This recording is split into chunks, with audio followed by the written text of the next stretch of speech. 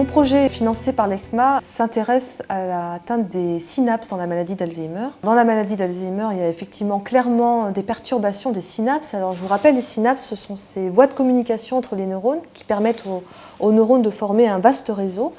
Et dans la maladie, on sait que malheureusement, très précocement et de façon très symptomatique, sont altérées les synapses. Cette altération sont responsables notamment des troubles de la mémoire.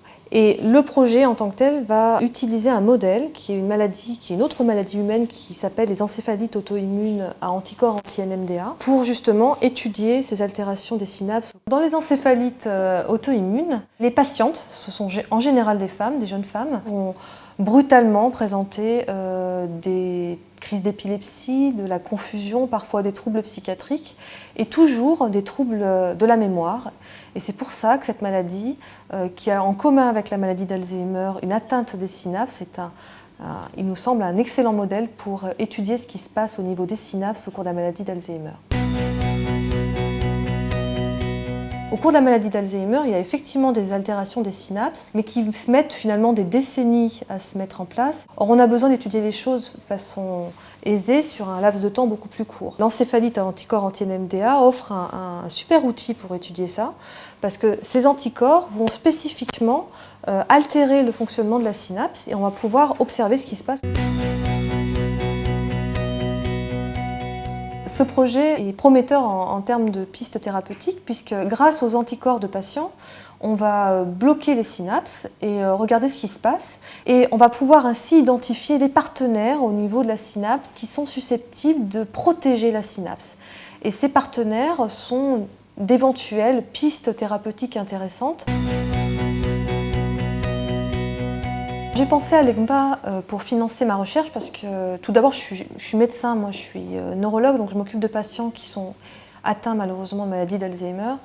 Et souvent les patients, mais surtout les familles et les aidants nous demandent comment ils peuvent aider à la recherche.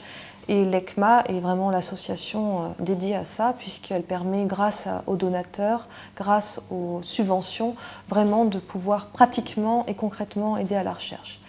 Et puis sur un plan purement pratique, l'ECMA est la seule association qui subventionne des jeunes chercheurs, c'est-à-dire des chercheurs qui peuvent directement porter un sujet grâce aux bourses pilotes, alors qu'ils ne sont pas encore, entre guillemets, titularisés, ils n'ont pas encore de poste. Et ça, c'est vraiment une originalité qui se dégage de l'ECMA.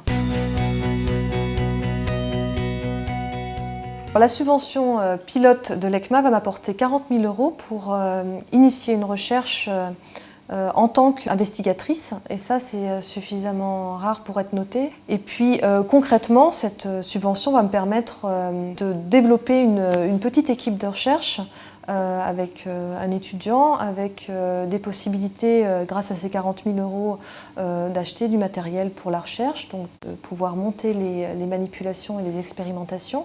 Et puis sur un plan également un peu plus personnel, il faut comprendre que moi je suis médecin-chercheur, mais le parcours du médecin-chercheur ressemble quand même beaucoup à celui du chercheur, c'est-à-dire d'avant d'avoir un poste définitif titulaire au sein d'une institution comme l'INSERM ou le CNRS, il y a tout un parcours du combattant qui passe notamment par des emplois à contrat déterminé. Et le fait d'avoir une subvention de l'ECMA et d'avoir une bourse pilote de l'ECMA est vraiment une plus-value pour un dossier de concours et pour un dossier de titularisation pour avoir un poste de titulaire.